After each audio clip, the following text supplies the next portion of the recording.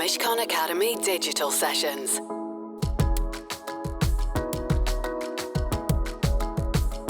Welcome everyone, and thank you for joining this Mishcon Academy session.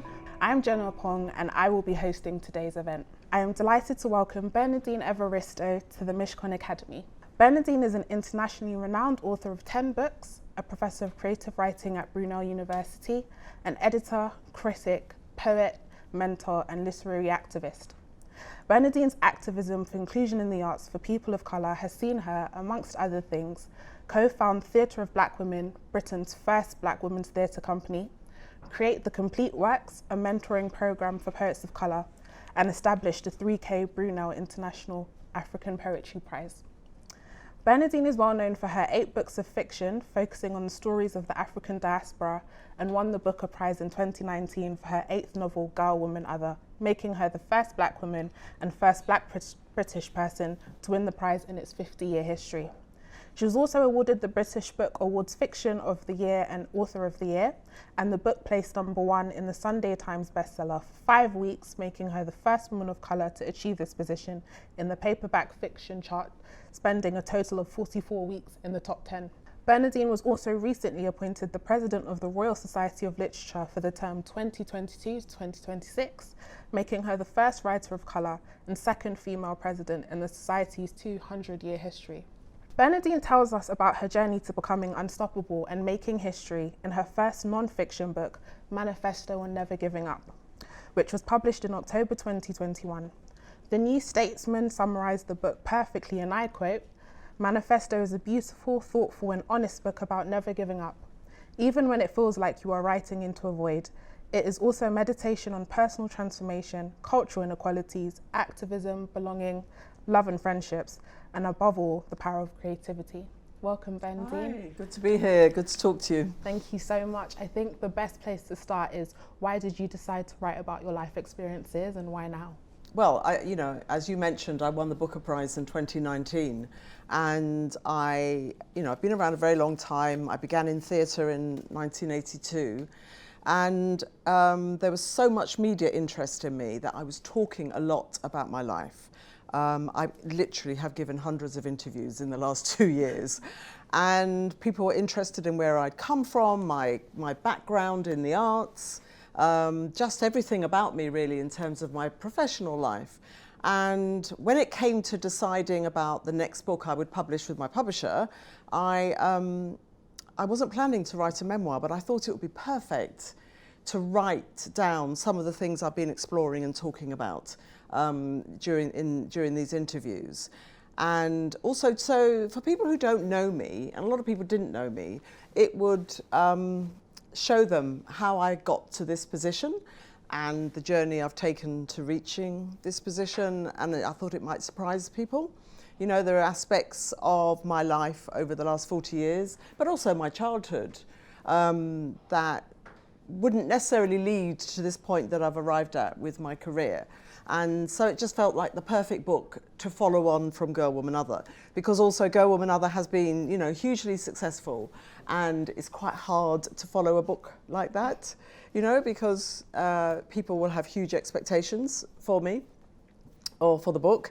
And so I thought, well, I won't produce a book that can be compared. Right. To Girl, Woman, Other. Yeah. But it's a book that actually can contribute to the context of Girl, Woman, Other. You mentioned your childhood. So starting from the beginning then, what was it like growing up? You were one of 8 children, raised by a black father, Nigerian father, and a white English mother. What was it like growing up? I grew up in a place called Woolwich, which is rapidly becoming gentrified now, but it was certainly just a sort of working class southeast London town, and we were, as you say, a family of 8 children.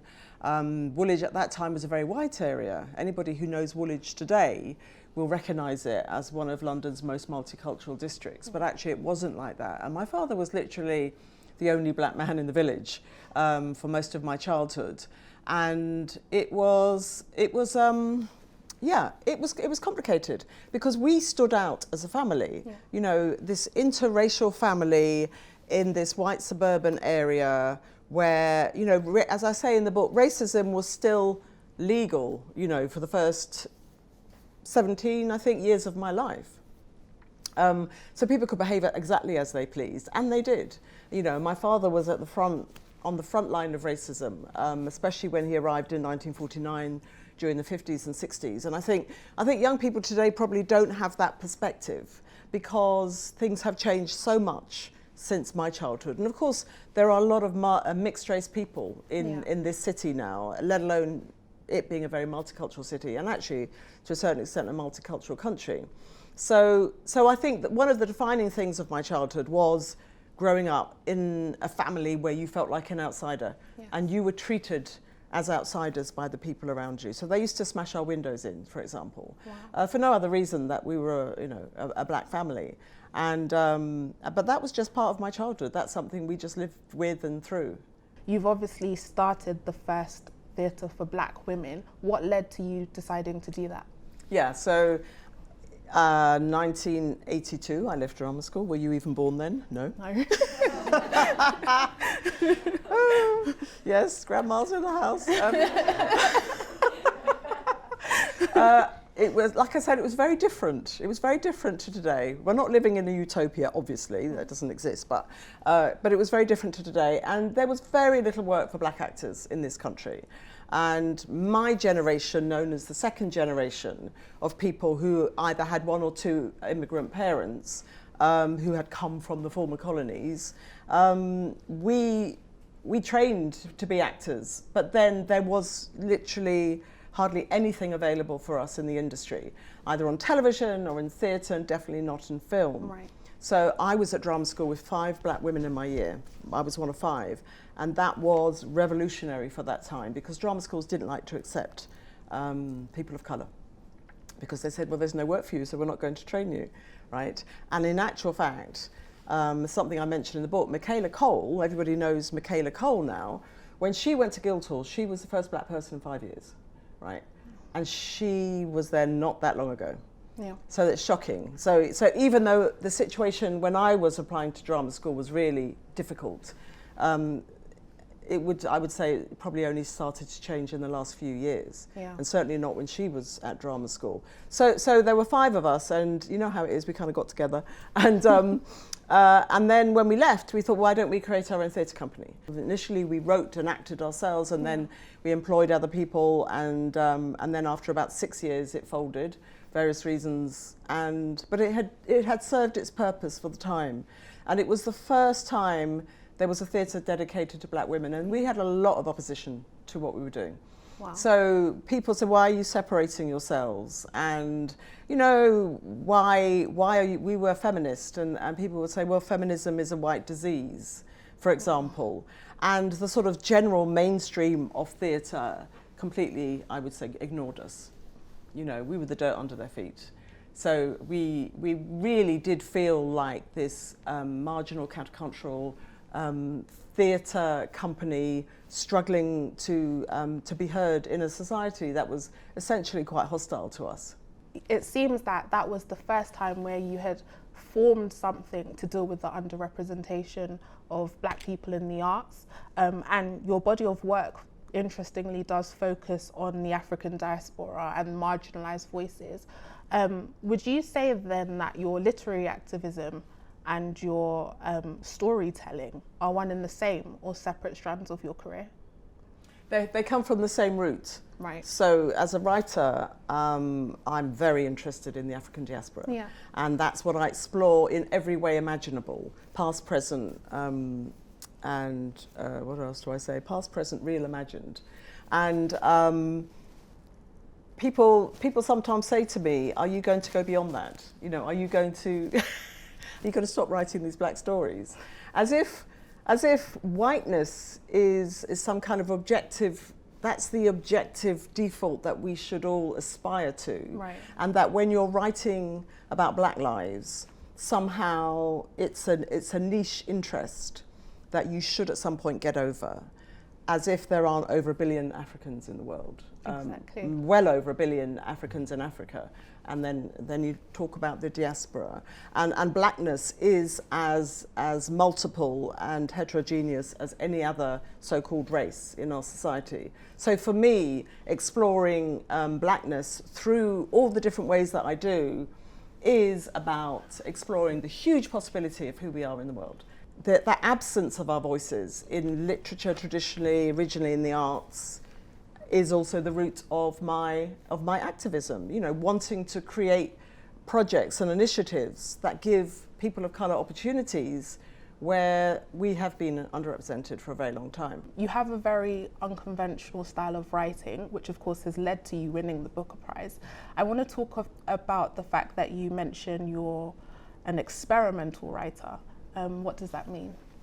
So I do things differently. So an experimental writer is somebody who doesn't follow any of the sort of traditions that exist in literature. And Go Woman Other, for example, I call it a fusion fiction. It's an invented term to describe the form that I use to tell the story. But almost all of my books are experimental. And that really has its roots in the fact that when I started writing for theatre, I didn't feel part of the establishment theatre world in this country. I didn't feel that I was part of any traditions in this country, and I didn't feel that I wanted to aspire to write according to any of the conventions that existed at that time. So the only thing to do from my point of view was to try and find a different way to tell the stories that I wanted to tell as a theatre maker. And then that has also spilled over into my books. Was it a possibility when writing Girl, Woman, Other that you said this might be the book to win the Booker? What I thought was, because this book took over 5 years to write, and I was thinking, when I started it, nobody was interested in black women's stories, right? There really wasn't a lot of interest. But Me Too happened in Black Lives Matter. Suddenly the conversation changed.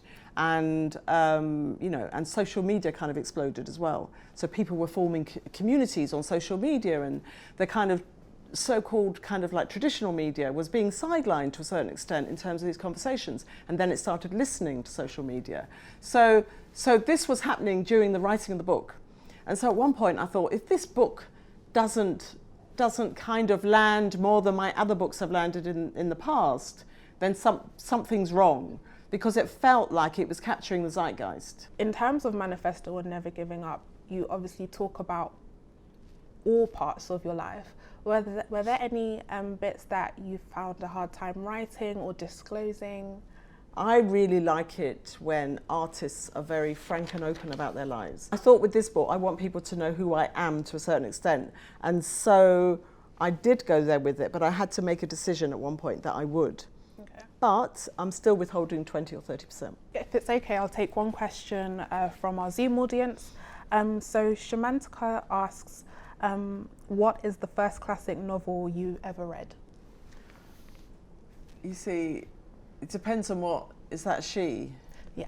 What she means by classic, you see, because there is the sort of what people would consider to be the sort of canon, the Western canon of literature, and then there are alternative canons. So I think the first classic book I read was The Joys of Motherhood by Buchi Amacheta, which is a book written in the 80s, I think, and she was a Nigerian writer, and she arrived in Britain in 1960, and she published about 20 novels, and she's been way overlooked.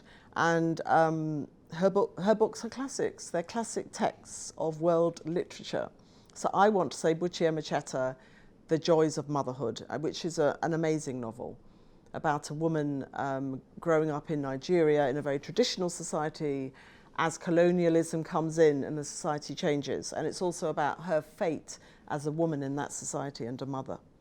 The final question before we close is going to be, are there any up-and-coming authors we should be looking out for? Yes.